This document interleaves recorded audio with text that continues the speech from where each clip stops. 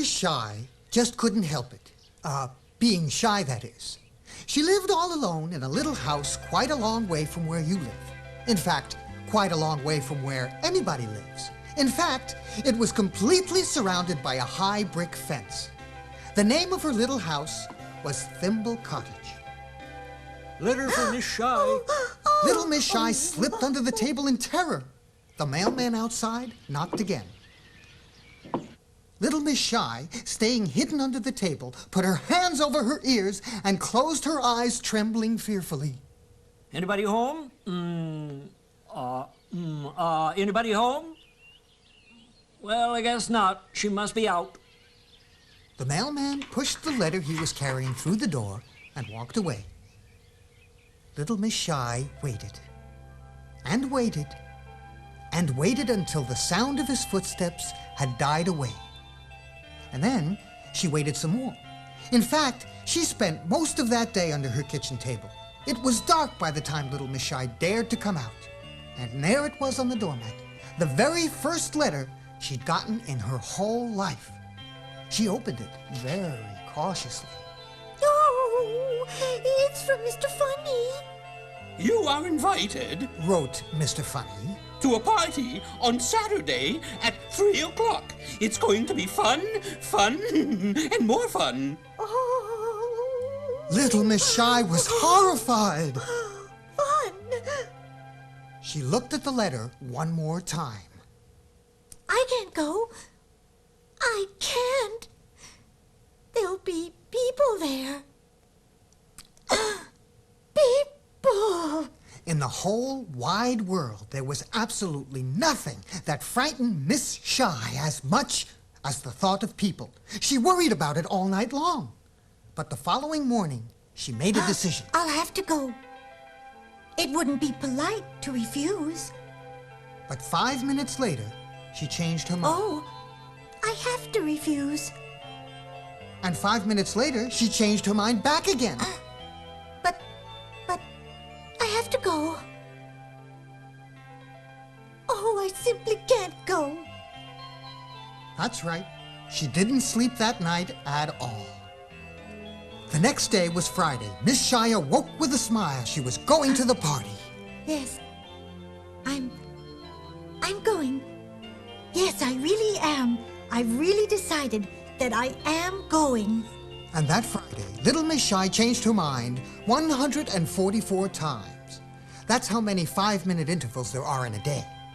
She was going to the party. She wasn't going. She was. Oh gosh, it was a very long day. And that Friday night was even worse than Thursday night. She didn't sleep a wink, not even a half a wink.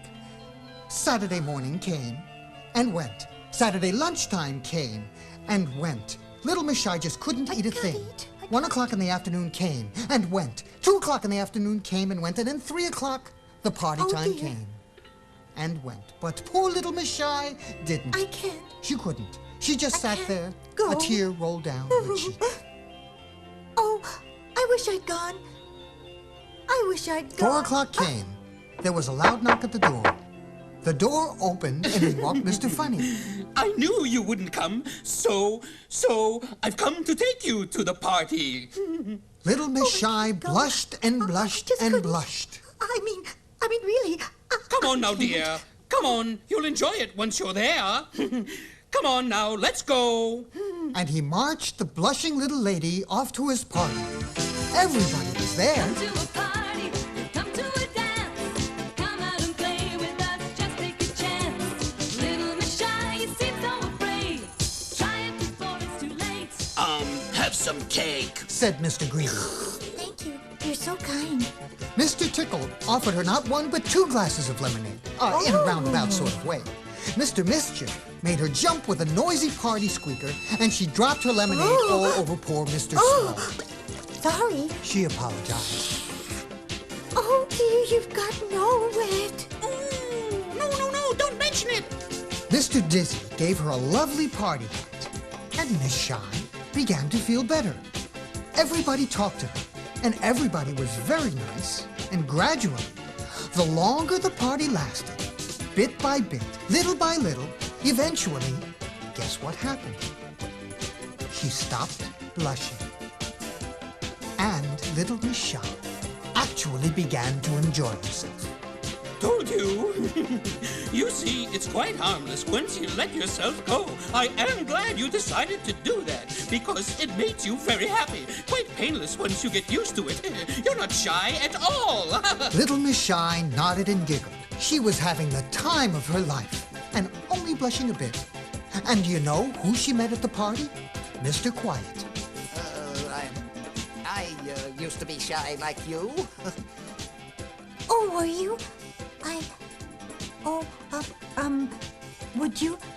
Would you like to come Yeah. to Thimble Cottage Me? to see me, perhaps tomorrow? Visit you? At your house? Oh, well, Mr. Quiet stammered and blushed like a sack of tomatoes. And then he fainted.